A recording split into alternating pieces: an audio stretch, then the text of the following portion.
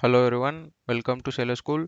In this video, we'll be talking about contents of IMSBC code and physical properties of solid bulk cargo that will affect its carriage and stowage on bulk carriers.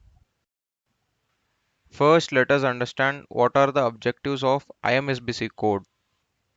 IMSBC code provides information on dangers associated with shipment of solid bulk cargo, and it also provides procedures that must be followed while carrying solid bulk cargoes. So basically, they will give you all the information required for safe carriage of solid bulk cargo. Now let us understand when was IMSBC code introduced and when did it come into force. IMSBC code was introduced in the month of December 2008 and it came into force in January 2011. Before IMSBC code came into force, there was a code called Bulk Carrier Code, also known as BC code, which was applicable to bulk carrier ships. IMSBC code applies to all ships to which SOLAS convention applies and carries solid bulk cargo. Please note that IMSBC code does not apply to ships that carry grain cargo because grain code is applicable to those ships. Now let us discuss about some important definitions listed in the IMSBC code. Solid bulk cargo. Solid bulk cargo means any cargo other than liquid or gas that consists of particles which are generally uniform in composition and they are loaded directly into cargo spaces without any intermediate form of containment. This means it is just a cargo which is uniform, means all the particles of cargo are approximately similar to each other and they are loaded in the cargo holds without any packaging or any containment in the cargo holds. Now we will be discussing about very important topics which are very crucial and they are required for carriage of solid bulk cargoes in cargo hold. Flow moisture point. It means the percentage moisture content at which the flow state develops. Moisture migration, as the name itself suggests, that it is just migration of moisture. Moisture in our case means water present in the cargo. Okay, for example, let us consider if you load coal that is wet with water, once loaded after the ship proceeds to sea, cargo in the hold is subjected to ship's vibration. And this vibration will cause the cargo to settle below and the water will start to migrate to the top of the cargo. This migration of water is known as moisture migration. Flow state. Flow state means a state which takes place when small granules of cargo is saturated with water so that granules of cargo will lose its internal shear strength and will start to behave as a liquid. So for simple understanding, when solid cargo will start to behave as a liquid, that is known as flow state. Means it is just flowing like a liquid.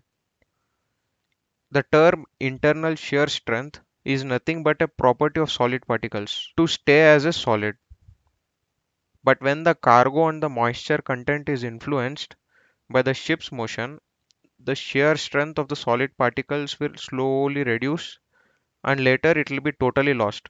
So that's why the solid granules of the cargo, when mixed with moisture, that is the water, will start to behave as a liquid and hence flow state is developed. Stowage factor. Stowage factor is nothing but the volume occupied by 1 ton of cargo. For example, if you consider cotton bales of 1 ton, they will occupy more volume. And similarly, if you consider some steel billets or iron ore, they will occupy less volume. Transportable moisture limit, also known as TML. TML is the maximum moisture content of the cargo which is considered safe for carriage in ships.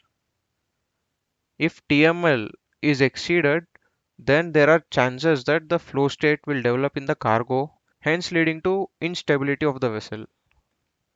The word trimming means just leveling of the cargo inside the cargo hold so that the angle of repose will be less. IMSBC code classifies solid bulk cargo into three different categories based on their hazards. Group A, cargoes which may liquefy if shipped at moisture content exceeding their TML. And Group B consists of cargoes which possess a chemical hazard which can arise dangerous situation on ship. Group C contains cargoes which do not fall under Group A or Group B. This cargo still may possess hazards. Now let us discuss about contents of IMSBC. There are totally 13 sections in IMSBC and there are 5 appendixes. Appendix 1 to 5. Section 1 to 10 of IMSBC code are mandatory. They provide general information on loading, carriage and unloading precautions, safety of personnel on ship, and cargoes which may liquefy. Section 11 to 13 are recommendatory. Under these sections, security, stowage factor conversion tables, and list of references fall in. Appendix 1. Appendix 1 provides information on individual schedule of solid bulk cargo, description of solid bulk cargo, characteristics of cargoes, hazards, stowage and segregation of cargoes, hold cleanliness, weather precautions, loading precautions, ventilation, carriage, discharge and cleanup. All this will be explained under Appendix 1. Appendix 2. It consists of laboratory test procedures and equipments used in laboratory to test the physical properties of solid bulk cargo. Appendix 3 contains properties of solid bulk cargo. Appendix 4.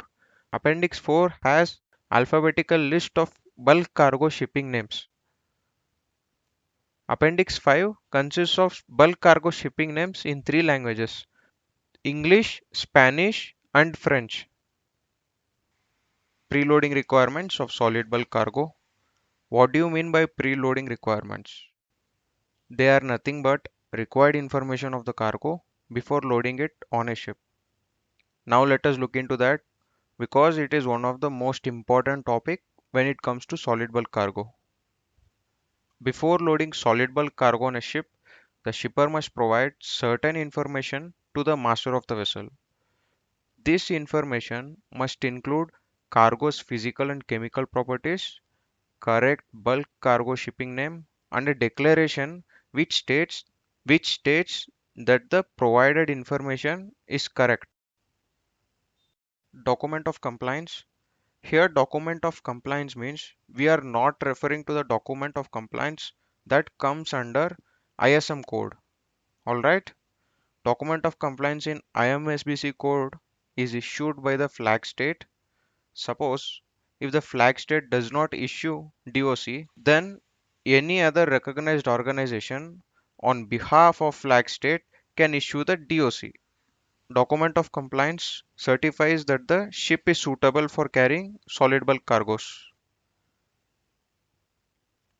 What are the procedures if the what are the procedures if the cargo is not listed in the IMSBC code and we are supposed to carry it on a ship? Before loading such cargo, the shipper must provide information like physical and chemical properties of the cargo to competent authority at the port of loading, also known as CALP.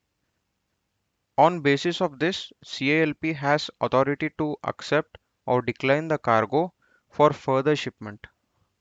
Okay, now you can assume to which group that cargo belongs as per IMSBC. Suppose if the cargo falls into group A or group B, then CALP will set some special rules for carriage of cargo. It is just for safety of ship and personnel working on board. If it falls in the group C, then the carriage of cargo will be authorized by competent authority of loading port and unloading port. Flag state also will be informed. In both the cases, the CALP will give the master a certificate which states that the characteristics of cargo and the required conditions for carriage and handling of cargo. CALP will also provide the same info to the IMO. Basically, when you are carrying cargo that is not in the IMSBC code, then a lot of documentation is to be done. There's a long process and lot of documentation needs to be done before loading the cargo. So I hope in this video you have gained knowledge about IMSBC code and its contents, and we have understood different definitions in solid bulk cargo. I hope that you have liked my video. Please comment below so that I'll get to know whether you are understanding or not. In the upcoming video, I'll be explaining about preparation of cargo holds and discuss how the cargo operation is done on bulk carriers. And don't forget to subscribe to my channel. Bye bye.